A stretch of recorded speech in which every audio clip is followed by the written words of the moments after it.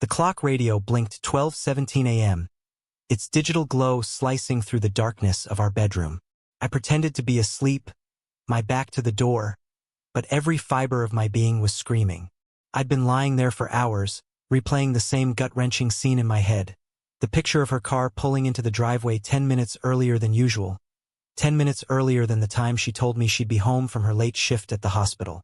The mattress dipped beside me, a familiar weight, yet tonight it felt alien, repulsive. I could hear her breathing, the gentle rustle of her clothes as she slipped under the covers. It was a sound I'd once found comforting, the rhythm of our lives intertwined. Now it was the sound of betrayal. I didn't move, didn't dare give away that I was awake. Every muscle in my body was clenched so tightly I was afraid I might shatter. I could practically taste the metallic tang of anger and hurt rising in my throat. I waited, breath held, listening as she settled beside me. A silent trespasser in our shared space. Then I heard it. A soft gasp, a sharp intake of air. Her breathing hitched, then stopped altogether for what felt like an eternity. I almost couldn't help myself. The urge to reach out to comfort her was immense.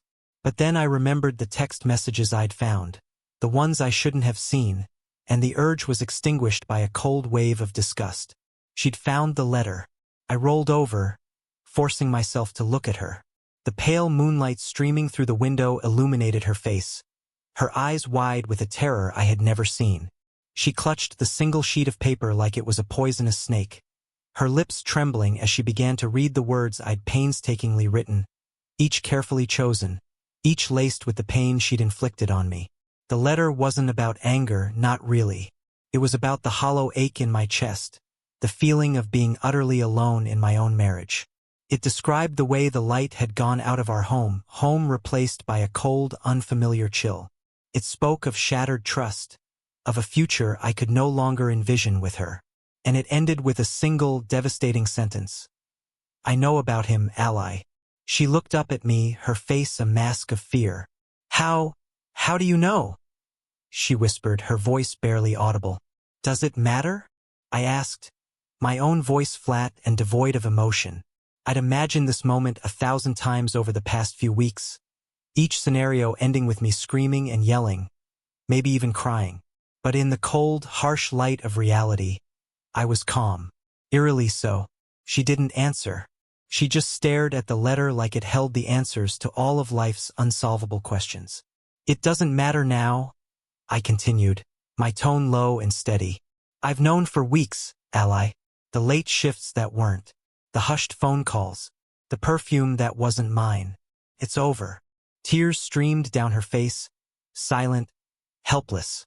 Please, Steve. Please don't, she begged, her voice cracking. I made a mistake. A mistake. I repeated, the word tasting like ash in my mouth. No, ally. This wasn't a mistake.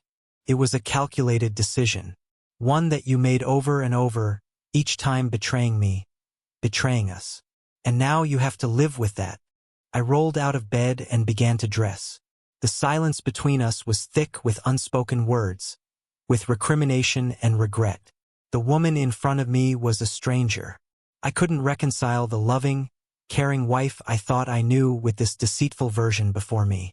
Where are you going? She finally asked, her voice small and weak. To pay a visit to someone, I replied, pulling on my shoes. I didn't elaborate. I didn't need to. She knew. The drive over to his place was a blur. I didn't know how I got there. Every mile was a knife twist. Every passing car a reminder of the happiness I'd been so carelessly denied. By the time I parked outside his house, my hands were shaking, my knuckles white from gripping the steering wheel so tightly. The anger was building, a raging inferno within me, ready to explode. He answered the door in a t-shirt and shorts, a smug look plastered across his face. The look I'd seen in the photos I'd found on Ally's phone. He was a caricature of everything I wasn't. Young, cocky, devoid of any decency. Can I help you? He asked, that smug grin never faltering. I think so, I responded, my voice low and menacing. I'm Steve, Ally's husband. His face went pale, the the smugness replaced with a flicker of fear. He tried to slam the door, but I was too quick, jamming my foot in the opening. I pushed my way inside, the raw, animalistic fury I'd been suppressing finally unleashed. "You've been sleeping with my wife," I stated, the words a venomous hiss. I wanted him to know what he had done, to see in his face the destruction he'd caused. He tried to deny it, tried stammering and stuttering, but I wasn't listening. I grabbed him by his shirt collar, pulled him close. "You think you can just waltz into someone else's life and take what isn't yours? You thought you could get away with it?" My voice shook, not with fear, but with rage. I was finally seeing red. I didn't say much more after that. I just let go of all the frustration and hurt I had been harboring and beat him.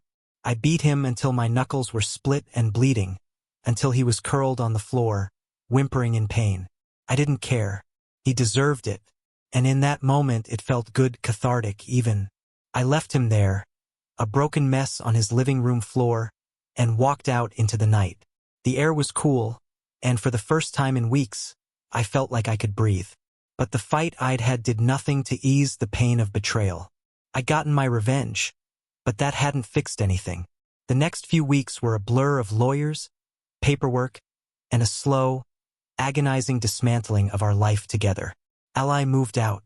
She tried to talk, to apologize, to explain, but I couldn't bear to hear her voice. The image of her clutching that letter, the look of terror in her eyes, was a constant reminder of what we'd lost, or rather, what she had thrown away. News of her infidelity spread like wildfire. It was a small town, after all. The whispers followed her, the judging stares a constant reminder of her shame. Her friends, our friends, abandoned her. The life she had, the life she so easily risked, crumbled around her. His life wasn't spared. Word got out. His reputation as the town's new golden boy turned him into the town pariah. He lost his job, his friends, his social standing. He couldn't show his face in public.